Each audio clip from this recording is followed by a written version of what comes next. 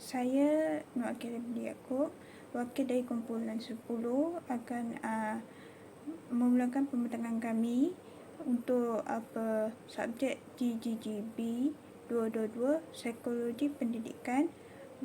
Tajuk yang kami pilih ialah peranan guru dalam meraihkan peningkatan kecerdasan pelbagai dalam kalangan murid.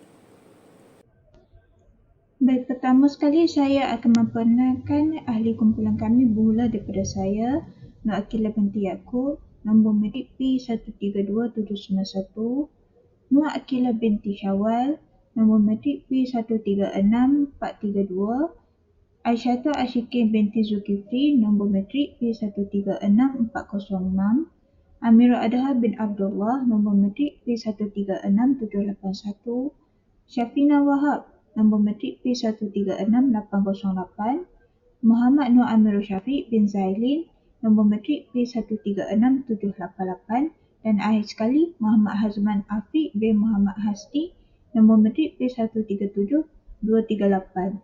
Seterusnya ialah pembentangan mengenai pengenalan tajuk yang telah kami pilih. Assalamualaikum warahmatullahi wabarakatuh dan salam sejahtera. Saya Nur Akila binti Yaakob, nombor metrik P132791, dan saya akan memulakan pembentangan kami yang berkenaan peranan murid dalam meningkatkan kecerdasan pelbagai dalam kalangan murid. Pertama sekali, saya akan menerangkan kecerdasan dalam keabsahan bahasa dan pustaka, iaitu kesempurnaan akal seperti berfikir, mengerti dan lain-lain. Kita boleh lihat kecerdasan seorang murid dari prestasi mereka dalam peperiksaan. Tetapi itu adalah seorang murid. Setiap murid mempunyai tahap kecerdasan yang berbeza. Jadi itu sudah menjadi tanggungjawab seorang murid untuk mereka peranan mereka membantu murid-murid menerima pembelajaran yang lebih efektif untuk melahirkan insan-insan yang menepati falsafah pendidikan kebangsaan, iaitu melahirkan golongan manusia yang sempurna dari segi rohani, jasmani, intelek dan sosial. Menurut seorang tokoh Gardner pada tahun 1983, beliau menerangkan kecerdasan pelbagai, iaitu kemahiran manusia untuk menyelesaikan masalah sesuai dengan masa dan tempat untuk menghasilkan output yang efektif. Ini bermakna seorang murid-murid menerima stimulus daripada persekitaran dan mentor seperti guru untuk menerima maklumat dalam diri mereka, mentafsir maklumat-maklumat tersebut dan mempraktikkan maklumat itu dalam kehidupan seharian. Oleh itu, guru memainkan peranan yang sangat penting untuk menghasilkan kecerdasan yang pelbagai. Terima kasih kepada Akila. Assalamualaikum doktor dan juga rakan-rakan. Saya Hazman, saya akan sambung presentation ni kepada topik yang seterusnya, iaitu teori keberkesanan. Teori kecerdasan kepelbagaian, multiple intelligence. Teori yang kita gunakan adalah teori Gardner 1983. Gardner menyenaraikan ada 9 kecerdasan, iaitu yang pertama adalah linguistik. Linguistik ni adalah individu yang menggunakan perkataan yang berkesan dalam lisan dan penulisan.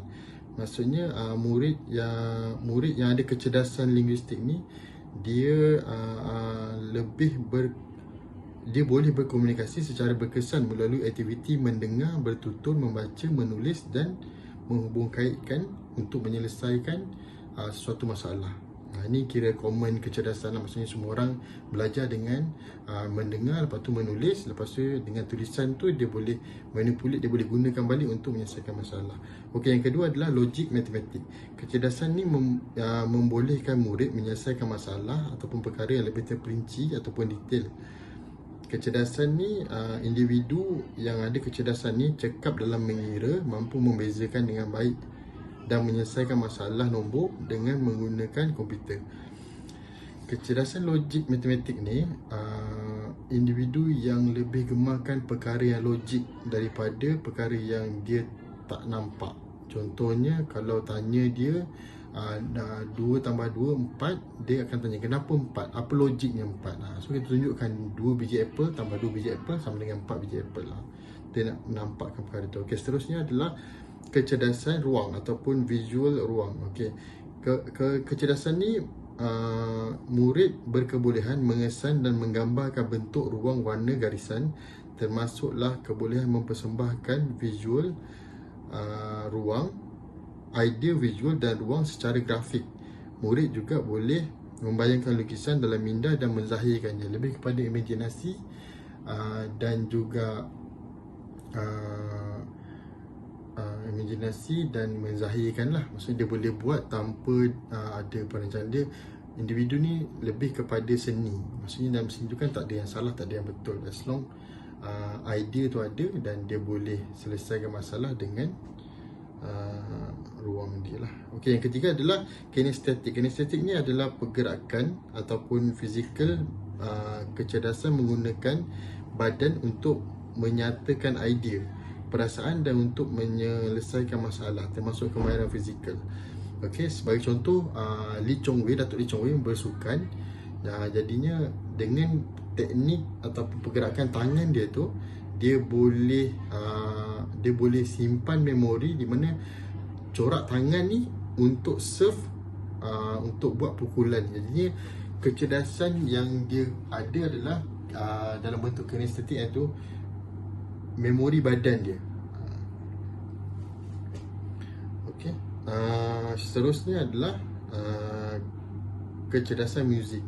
Kebolehan mengesan rima, nada dan melodi, termasuk kemahiran mengenal lagu, mengubah tempo dan irama dalam melodi yang mudah. Seseorang yang mempunyai kecerdasan ini juga sensitif kepada bunyi seperti suara manusia dan alat muzik. Contohnya P. Ramlee mengubah lagu mengikut apa perasaan dia. Kalau perasaan dia sedih, dia boleh buat lagu sampai orang pun rasa sedih bila dengar. Contohnya macam tu. Okey, seterusnya adalah kecerdasan interpersonal. Interpersonal ni seseorang yang mempunyai kecerdasan dalam menilai ataupun memahami perasaan, motivasi, tabiat serta hasrat orang lain. Okey, orang lain. Yang seterusnya adalah interpersonal. Intrapersonal. Intrapersonal ni bertentangan dengan interpersonal. Okey, intrapersonal ni kebolehan memahami diri sendiri dari segi kekuatan, kelemahan, hasrat dan keinginan, termasuk kemahiran membandingkan diri sendiri dengan orang lain. Maksudnya dia boleh nampak kelemahan dan kekuatan diri dia dan digunakan untuk menyelesaikan masalah. Seterusnya adalah naturalistik. Okey, kecerdasan naturalistik ni adalah kebolehan mengenal, mengklasifikasi dan menghargai tumbuh-tumbuhan, bahan galian dan haiwan, termasuk batu-batuan dan rumput, rumpai serta semua jenis alam flora dan fauna. Selalunya orang yang bekerja dengan alam macam zoologi ataupun nelayan dia punya kebolehan adalah membaca alam. Contohnya dia tengok hujan lebat, dia tahu ikan tak ada, ataupun dia tengok air kuat, air laju, jadinya ikan tak ada kat sini, ada kat air perlahan dekat sebelah sana. Contohnya macam tu. So itu kecerdasan lebih nature lah, naturalistic. Okay. Yang terakhir adalah spiritual intelligence, kecerdasan spiritual. Okay, ini lebih cenderung, individu ini lebih cenderung untuk bertanya mengenai segala kejadian kewujudan manusia, erti kehidupan, mengapa manusia mengalami kematian dan juga realiti yang dihadapi oleh manusia dalam kehidupan. So kecerdasan ni adalah lebih kepada spiritual. Maksudnya individu ni banyak bertanyakan tentang, bagi kita macam alam gaib lah. Macam mana boleh wujudnya bumi, macam mana boleh wujudnya planet, macam mana boleh terapungnya suatu benda. Ini ada individu yang suka ataupun untuk ambil tahu. So ini saya paskan tajuk seterusnya kepada rakan saya. Terima kasih. Okey, yang seterusnya adalah mengenai isu yang diketengahkan dalam meraihkan kecerdasan pelbagai murid. Yang pertama, pendidik tidak memiliki pengetahuan untuk meraihkan kecerdasan pelbagai dalam kalangan murid. Seperti kita tahu, guru yang berkualiti dan berintegriti seharusnya memiliki pengetahuan yang luas dan mendalam tentang aspek bidang pengajaran serta pembelajaran yang sesuai dengan tahap kebolehan murid yang diajar. Ini juga termasuklah keupayaan guru untuk mengenal pasti kecerdasan pelbagai yang dimiliki oleh murid, di mana hal ini sangat penting untuk guru tersebut merangka dan menentukan pendekatan, kaedah dan teknik yang bersesuaian dengan pengajaran. Jadi, jika guru tersebut menghadapi masalah untuk mengenal pasti murid yang mempunyai tahap kecerdasan yang pelbagai, pastinya ia akan memberi impak terhadap proses pengajaran dan pembelajaran.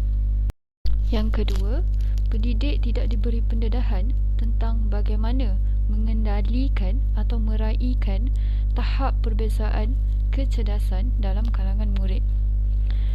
Kementerian Pelajaran Malaysia (KPM) merupakan pihak yang berkuasa untuk menyediakan sistem pendidikan yang terbaik.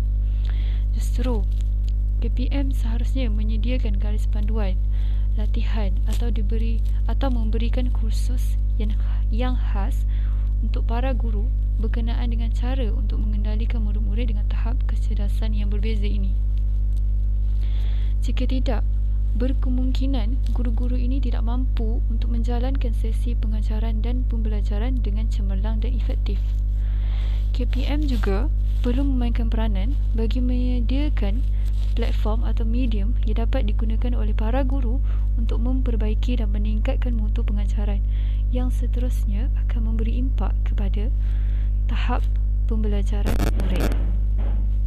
Di mana melalui saluran yang disediakan ini, para pendidik dapat berinteraksi dengan pihak Kementerian Pelajaran Malaysia dan juga bersama pendidik-pendidik lain bagi bertukar idea, pendapat dan saling bantu-membantu menyelesaikan kekeliruan atau sebarang masalah. Seterusnya beralih kepada isu ketiga, iaitu guru sukar untuk berinteraksi dengan kecerdasan pelbagai dalam kalangan murid kerana perbezaan tingkah laku. Tidak dapat dinafikan, satu proses pengajaran dan pembelajaran memerlukan interaksi antara guru dengan murid. Namun apabila perbezaan tingkah laku dalam kalangan murid ini terjadi, ia sedikit sebanyak mengganggu kelancaran proses di dalam kelas. Sebagai contoh, murid yang berkecerdasan verbal linguistik lebih berkebolehan dalam penulisan, bertuturan, mengingat maklumat serta mampu meyakini orang melalui bahasa. Namun secara kontranya, pelajar, murid yang berkecerdasan logik matematik lebih berkebolehan menggunakan nombor, berhujah secara sistematik serta mampu menjangka sesuatu peristiwa berdasarkan pola dan hubungan. Jadi isunya di sini, apabila guru sukar untuk berinteraksi dengan murid, apabila guru hanya menggunakan cara pengajaran yang sama untuk semua murid yang berkecerdasan pelbagai ini. Hal ini menghalang murid dari berfikiran secara terbuka serta menyesuaikan diri dalam proses pembelajaran tersebut. Dan yang kedua, apabila guru juga tidak menggunakan bahan bantu mengajar yang menarik secara pelbagai dan optimum, di mana perkara ini akan menyebabkan pelajar mudah hilang tumpuan semasa dalam kelas. Assalamualaikum. Saya Syafina binti Wahab, nombor Kametrik P136808 akan membentangkan bagi tajuk peranan guru dalam meningkatkan kecerdasan bagi satu topik ini. Okey, kita nak lihat mengenali kecerdasan pelbagai dalam kalangan murid. Guru mesti sedar bahawa semua murid mempunyai kekuatan dan juga kelemahan dalam pelbagai jenis kecerdasan mereka. Okey, dengan mengenali kecerdasan bagi murid ini, guru dapat menyesuaikan cara pengajaran dan pembelajaran untuk memenuhi keperluan murid secara individu. Peranan guru dan tanggungjawab guru dalam pendidikan bagi proses perkembangan murid tersebut di bangku sekolah. Okey, dengan adanya peranan dan tanggungjawab yang dilentur, sikap dan tingkah lakunya akan mencapai kejayaan dalam hidup. Okey, hasil ilmu yang diterapkan melalui pengajaran dan juga pembelajaran. Jadi peranan dan tanggungjawab mereka ni sebagai pemangkin transformasi ilmu yang bersifat dinamik. Oleh itu, guru ni dilihat sebagai insan yang paling penting dalam bermakna bagi proses pengembangan murid yang berada di bangku sekolah. Maka guru perlu melekatkan diri masing-masing dengan segala kekuatan untuk membolehkan mereka mengalihkan ilmu secara efektif kepada murid. Okey, kita akan tengok juga peranan guru ini dari beberapa perspektifnya. Antaranya ialah untuk tingkah laku yang positif terhadap murid, kajian pakar pendidikan mendapati bahawa konsep diri dan nilai-nilai diri adalah penting untuk mencapai kejayaan akademik dan juga kurikulum. Murid yang mempunyai persepsi diri yang positif, dia akan menikmati penerimaan daripada ibu bapa, rakan sebayar dan juga gurunya, dan mempunyai rasa penghargaan diri yang tinggi dan juga akan bersungguh untuk mengambil bahagian dalam aktiviti pelajaran di kelas mereka. Okey, murid ni harus diberi peluang untuk menunjukkan tingkah laku yang positif untuk memupuk nilai-nilai diri yang tinggi supaya mereka dapat mencapai matlamat akademik. Oleh itu, guru ni dia memainkan peranan yang penting dalam mengajar muridnya untuk mengembangkan lagi tingkah laku yang baik dan mengekalkan prinsipnya yang tinggi. Seperti guru ni memberi motivasi, bantuan dan juga sokongan kepada usaha pembelajaran murid dengan memberi mereka ni arahan yang betul dan membetulkan kesiapan mereka semasa proses pembelajaran. Seterusnya, mengajar murid mengikut kemampuan mereka supaya mereka sentiasa menikmati kejayaan yang akan meningkatkan keyakinan dan juga penghargaan diri mereka. Selain itu, menggalakkan hubungan positif antara rakan sebaya dan memupuk prinsip yang baik di antara guru dan juga rakan sebaya. Okey, kita lihat dulu pula peranan guru ni dalam proses pengajaran dan juga pembelajaran iaitu PDP. Guru ni perlu menyesuaikan pedagogi mereka untuk memenuhi kecerdasan pelbagai murid. Guru mesti menggunakan pelbagai pendekatan pengajaran dan juga pembelajaran untuk memenuhi keperluan untuk murid mereka. Sama ada menyediakan pelbagai aktiviti pembelajaran di dalam dan juga luar kelas untuk mencukir pelbagai kecerdasan murid. Okey, dalam satu pendekatan pengajaran dalam bilik ialah pedagogi berbeza menyebabkan pengubahan kandungan isi pelajaran iaitu strategi pengajaran yang pelbagai serta produk ataupun hasil kemahiran pelajar berdasarkan kepada kebolehan mereka dan juga persekitaran mereka iaitu merujuk kepada persekitaran kelas yang baik. Dan juga dalam pendidikan abad 21 ni, guru ni bertanggungjawab untuk membantu murid mereka belajar. Guru mewujudkan persekitaran kelas yang positif dan produktif di mana murid ni perlu dibentuk mengikut kebolehan mereka itu untuk masa depan.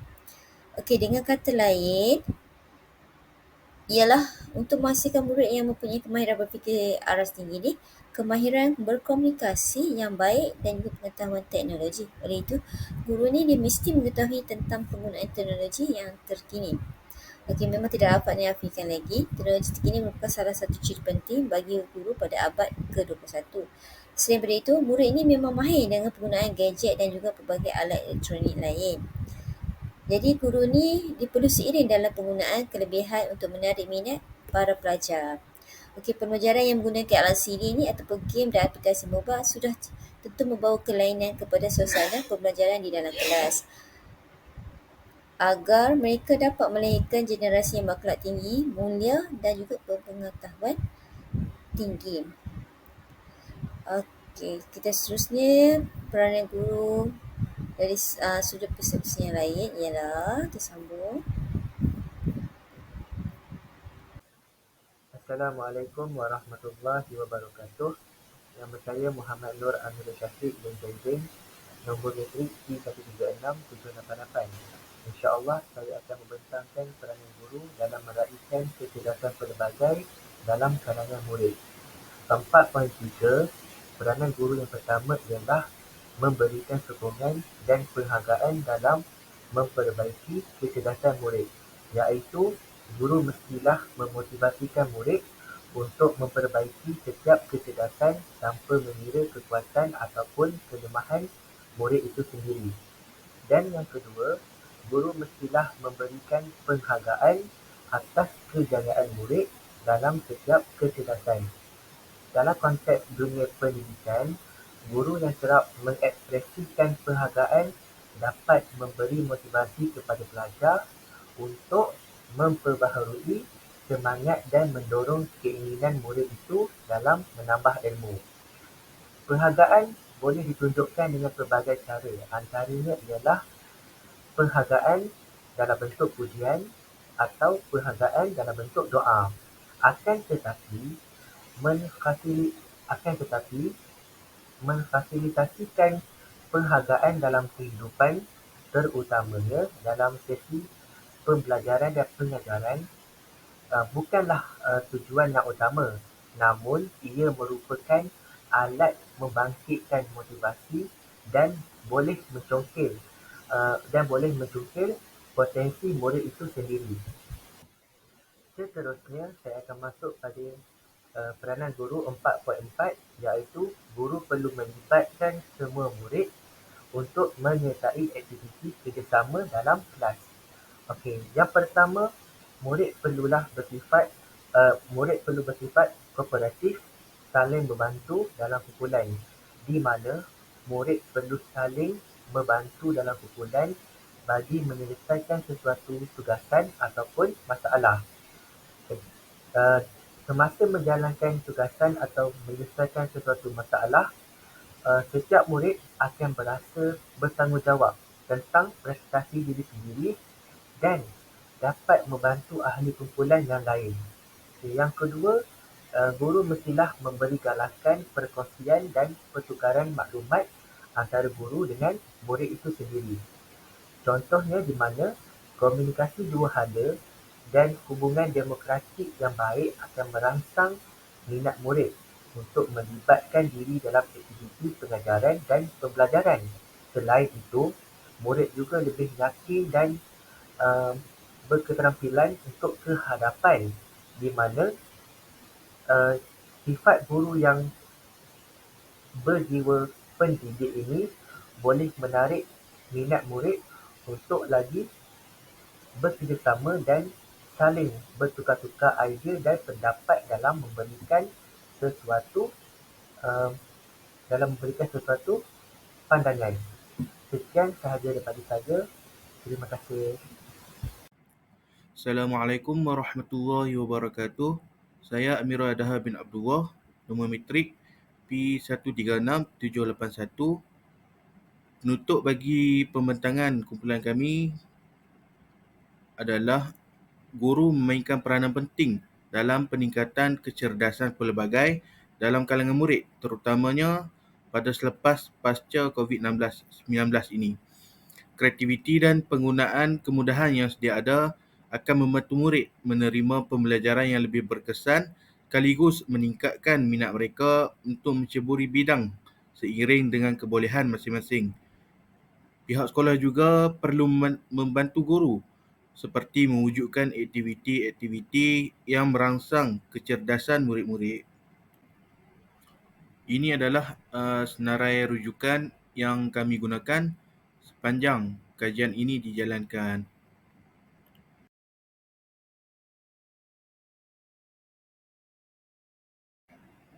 Itu sahaja pembentangan daripada kumpulan kami.